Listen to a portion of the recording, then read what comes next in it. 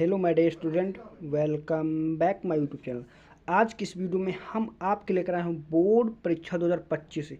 यदि आप class 10th में हो, हिंदी के 20 महत्वपूर्ण बहुविकल्पीय प्रश्न 2025 में बोर्ड में 100% पक्का आएगा। ये मैं गारंटी कहता हूँ। क्यों गारंटी कहता हूँ? क्योंकि ये वायरल प्रश्न है।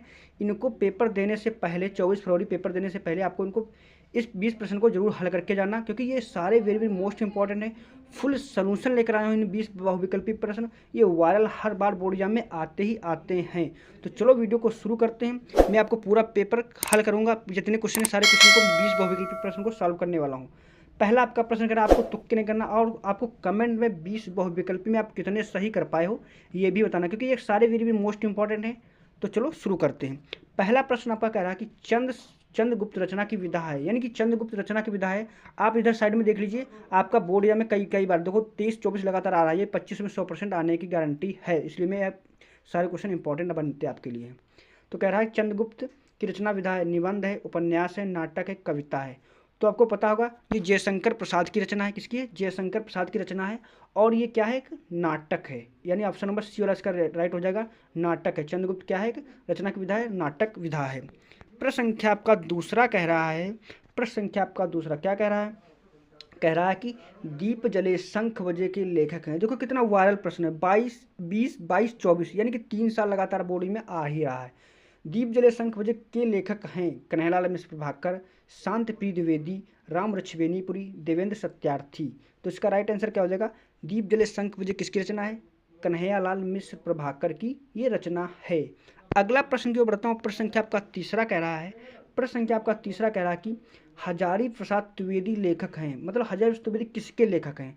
22, 23, 24 में लगातार आ रहा है। आपका चंटी के, बाण भट्ट की आत्मकथा के, पानी की प्राचीर की, बूंद और समुद्र के। तो आपको पता होगा हजारी प्रसाद द्विवेदी की रचना क्या है? बाण भट्ट की आत्मकथा। ऑप्शन नंबर बी वाला राइट है। आपको उनको ध्यानपूर्वक देखना, सुनना है और उनको याद कर लेना है। प्रश्न संख्या आपका चौथा कह रहा है कि रसमीमांसा के लेखक हैं आचार्य रामचंद्र शुक्ल, गुलाब राय, भगवत्सल उपाध्याय, जयप्रकाश भारती। तो इसका राइट आंसर क्या होगा? रसमीमांसा के लेखक कौन है? तो इसका right answer option number A वाला हो जाएगा। क्या हो जाएगा? आचार्य रामचंद्र शुक्ल जी हैं। रसमीमांसा के लेखक कौन है? आचार्य रामचंद्र शुक्ल जी हैं। प्रश्न संख्या आपका पांचवा कह रहा कि कलम का सिपाही के लेखक हैं। 22, 23, 24 में लगातार आ रहा है। अमृत राय, मुंशी इंसानल्लाह खां, डॉक्टर नंगेंद्र, अध्यापक पूर्ण सिंह। तो इसका राइट आंसर क्या हो जाएगा? इसका right answer option number A वाला करेक्ट होगा। अमृत राय कलम का सिपाही के लेखक हैं। प्रश्न संख्या आपका अगला बढ़ता हूँ। प्रश्न संख्या आपका 16 कह रहा है, छठा कह रहा है कि चिंतामणि किस विधा की रचना? सारे वेरी मोस्ट इंपॉर्टेंट है। मैंने 50 लाइक का टारगेट रखा है, तो इसलिए लाइक जरूर कर देना भाई, सब्सक्राइब लाइक जरूर कर देना, क्योंकि मैं बोर्ड के रिलेटेड वीडियो आपके लिए लाता रहता हूँ। इसके बाद विज्ञान के बहुविकल्पी प्रश्न जल्दी से जल्द लाने वाला हूँ। प्रश्न आपका चिंतामणि किस विधा की रचना है बता रहा है। निबंध है, कविता है, नाटक है, कहानी है। तो इसका राइट आंसर क्या हो जाएगा? चिंतामणि किस विधा की रचना है? चिंतामणि आपका निबंध विधा है। ऑप्शन नंबर ए वाला करेक्ट हो जाएगा। प्रश्न संख्या आपको सातवां कह रहा है कि प्रश्न गमन किसकी रचना है? गमन किसकी रचना है? मुंशी प्रेमचंद की, जयशंकर प्रसाद की, निराला की, हरिकृष्ण प्रेमी की। तो गबन किसकी रचना है? मुंशी प्रेमचंद्र की है। ऑप्शन नंबर ए वाला राइट हो जाएगा। प्रश्न संख्या आपका आठवां कह रहा है कि शुक्ल युग की समय अवधि है 1936 से 1943 ईस्वी तक, 1919 से 1938 ईस्वी तक, 1900 से 1918 ईस्वी तक, उपयुक्त में से कोई नहीं, इनमें से कोई नहीं। तो इसका राइट आंसर क्या हो जाएगा? शुक्ल युग की समय अवधि क्या है? 1900 से 1938 ईस्वी तक। तो ऑप्शन नंबर बी वाला राइट हो जाएगा। प्रश्न संख्या आपका नवा कह रहा है कि नीड़ का निर्माण फिर किस विधा की रचना है? जीवनी है, साक्षात्कार, भेंटवार्ता है, आत्मकथा है, रेखा चित्र है। तो इसका करेक्ट आंसर क्या होगा? नीड़ का निर्माण फिर किस विधा की रचना है? ऑप्शन नंबर सी वाला राइट हो जाएगा। आत्मकथा, आत्मकथा। नीड़ का निर्माण फिर किस विधा की रचना है? आत्मकथा। तो ऑप्शन नंबर सी वाला करेक्ट हो जाएगा। प्रश्न संख्या आपका 10वां करा कि मधुशाला किसकी रचना है? तो रामदास सिंह दिनकर की, हरिवंश राय बच्चन की, सुमितन पंत की, मैथिलीशरण गुप्त की। तो इसमें मधुशाला किसकी रचना है? ऑप्शन नंबर सी बी वाला राइट हो जाएगा। हरिवंश राय बच्चन की मधुशाला रचना है। अब इसके बाद में आपका ग्रामर का भी है, very very most important question है। ये भी आपके पेपर में आते हैं। 10 नंबर का ग्रामर का रूल रहता है। तो भाई ये आपके जैसे कि रचनाएं आपकी 10 हैं, तो इसी प्रकार से 10 आपका ग्रामर के भी क्वेश्चन हैं, तो इनको भी सॉल्व करते हैं ताकि आपको पता चले मैं कितनी तैयारी कर चुका हूँ। प्रश्न आपका कह रहा है कि हास्य रस का स्थायी भाव है, शोक है, रत्य है, हास्य है, निर्वेद है। तो इसका राइट आंसर क्या हो जाएगा? हास्य रस का स्थायी भाव हास्य है, ऑप्शन नंबर सी वाला करेक्ट हो जाएगा। प्रश्न संख्या आपका 12 करा के सोत ओढ़े पीत पट श्याम सरोने गात मनो नील मणि सेल पर आतप प्रयो प्रकाश। तो यानी कि आपको बताना इसका मैं उन उपयुक्त पंक्तियों में कौन सा अलंकार है। अब इसमें आपको अलंकार बताना है, तो आपने यदि पढ़ा होगा तो भाई आसानी से कर दोगे, अगर नहीं पढ़ा है तो भाई नहीं कर पाओगे। तो इसलिए आपको क्या करना, तैयार कर लेना है। प्रश्न कह रहा है कि अब इसका राइट आंसर उपमा अलंकार, उत्प्रेक्षा अलंकार, रूपक अलंकार या श्रेष्ठ अलंकार। तो इसका करेक्ट आंसर क्या होगा? इसका right answer option number B वाला होगा, उत्प्रेक्षा अलंकार है। सो तोड़े पीतपट श्याम सरोने गात में। प्रश्न संख्या आपका 13 कह रहा है कि रोला छंद में कुल कितने चरण होते हैं? 3, 2, 4, 5। तो रोला छंद में कितने चरण होते हैं? रोला चरण में आपका 4 चरण होते हैं। कितने होते हैं? 4 चरण होते हैं। ये आपको याद रखना, बोर्ड एग्जाम की दृष्टि से सारे इंपॉर्टेंट क्वेश्चन हैं।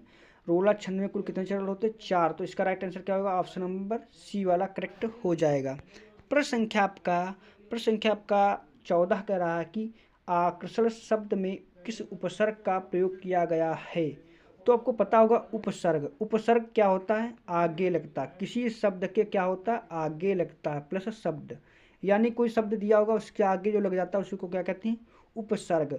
उपसर्ग किसी शब्द के आगे लग जाता है, यानी कि कृष्ण में आ लग गया, कृष्ण में क्या लग गया? आ। तो आ क्या हो गया? एक उपसर्ग हो गया। और प्रत्यय कहाँ लगता है? प्रत्यय आपका किसी शब्द के पीछे लग जाता है तो उसको हम प्रत्यय बोलते हैं। तो प्रश्न यहाँ पर अक्षर में उपसर्ग बताइए, तो उपसर्ग क्या होगा? तो को दिख रहा होगा आ लग गया, तो इसका राइट आंसर क्या हो जाएगा? आ। ऑप्शन नंबर डी वाला करेक्ट हो जाएगा। प्रश्न संख्या आपका 15 कह रहा है कि रचना के आधार पर वाक्य कितने भेद हैं? तो आपको पूछ रहा है रचना के आधार पर वाक्य के भेद। अगर आपको रचना के आधार पर पूछे वाक्य के कितने भेद हैं, तो हमेशा आपको 3 बताना। कितना? 3 है। लेकिन अगर ये अर्थ के आधार पर, किसके? अर्थ के आधार पर पूछे कि कितने भेद हैं, तो आपको क्या बताओगे? तो अर्थ के आधार पर वाक्य के कितने भेद हैं, तो आपको 8 बताना। कितना बताना? 8। ये प्रश्न दोनों इंपॉर्टेंट हैं, ये भी पूछ सकता है, ये भी पूछ सकता है। आपके पेपर में 100% ये पूछता ही पूछता है, तो इसको ध्यान रखना आपको। प्रश्न संख्या आपका 16 कह रहा है कि पीताम्बर में कौन सा समास है? क्रमधारय समास है, द्वंद्व समास है, बहुब्रीहि समास है, तत्पुरुष समास है। तो आपको पता होगा पीताम्बर, जिसका पीत मतलब पीला प्लस अंबर, अंबर माने यानी वस्त्र, जिसका पीला वस्त्र अर्थात कृष्ण, श्री कृष्ण भगवान। क्या होगा? श्री कृष्ण भगवान। तो इसका राइट आंसर क्या हो जाएगा? पीताम्बर में कौन सा समास है? बहुब्रीहि समास। ऑप्शन नंबर सी वाला करेक्ट हो जाएगा। प्रश्न संख्या आपका 17 कह रहा है कि आंसू का तत्सम रूप है। अब यहाँ पर तत्सम पूछता है, कहीं पर तद्भव पूछता है। तो तत्सम का रूप मतलब सिंपल सा मतलब होता है कि संस्कृत शब्द। अगर तद्भव पूछे तो हमेशा आपको बताना हिंदी शब्द। क्या बताएंगे? शुद्ध हिंदी में आपको होता है तद्भव। और तत्सम का मतलब होता है आपका संस्कृत। क्या होता है? संस्कृत। ये आपको ध्यान में हमेशा रखना है। तो यहाँ पर आंसू का तत्सम यानी कि संस्कृत शब्द क्या होगा? अश्रु होगा। क्या होगा? ऑप्शन नंबर ए वाला करेक्ट हो जाएगा। प्रश्न संख्या आपका 18 क्या है कि कृत्यवाच्य में किसकी प्रधानता होती है? यानी कृत्यवाच्य में किसकी प्रधानता होती है? कर्ता की, भाव की, कर्म की, इनमें से कोई नहीं। तो कृत्यवाच्य में किसकी प्रधानता होती है? कर्म की। ऑप्शन नंबर सी वाला इज द राइट आंसर हो जाएगा। प्रश्न संख्या आपका 19 कह रहा कि ताभ्या शब्द में विभक्ति वचन होता है। देखो आपको विभक्त वचन आपको याद कर लेना, बोर्ड एग्जाम में 1 नंबर आपका पक्का आने वाला है। तो भाई विभक्त वचन का कोई भी ट्रिक नहीं, इसलिए इनको रटना, याद कर लेना है। जो इंपॉर्टेंट आपके लिए हैं बोर्ड में लगातार आए हैं उनको आपको देख कर ही जाना है, रट लेना है, क्योंकि ये पेपर में जरूर पूछता है। तो ताभ्या शब्द में विभक्त वचन क्या होगा? तो इसका right answer option number D वाला होगा, चतुर्थी विभक्ति बहुवचन। जिन लोगों का गलत ही हो जाता है, लेकिन आपको सही करके आना है, इसको तैयार कर लेना है। प्रश्न संख्या आपका 20वां अंतिम प्रश्न कह रहा कि निम्नलिखित में सर्वनाम है। आपको पता होगा सर्वनाम क्या होते हैं? किसी के नाम के स्थान पर जो शब्द प्रयोग होते हैं उन्हें हम सर्वनाम कहते हैं। जैसे कि मोहन को हम कहते हैं वाह, तो वह क्या होगा? एक सर्वनाम। तुम हम मतलब आपको मैं क्या कह रहा हूँ? तुम क्या एक सर्वनाम होगा, तुम्हें नाम के स्थान पर प्रयोग हुआ, तो उसी को सर्वनाम कहते हैं। अब प्रश्न में कह रहे हैं निम्न में सर्वनाम कौन है? मनुष्य है, बचपन है, इनमें से कोई नहीं, वाह। तो इसका राइट आंसर क्या होगा? ऑप्शन नंबर सी वाला होगा वाह। वाह क्या है कि सर्वनाम है। अब आपको 20 बहुविकल्पी में आप कितना सही कर पाए कमेंट करके बताना। वीडियो अच्छा लगा तो लाइक भाई जरूर कर देना और सब्सक्राइब भी कर लेना। Thanks for watching this video. ऐसे वीडियो पाने के लिए थैंक्स फॉर वॉचिंग।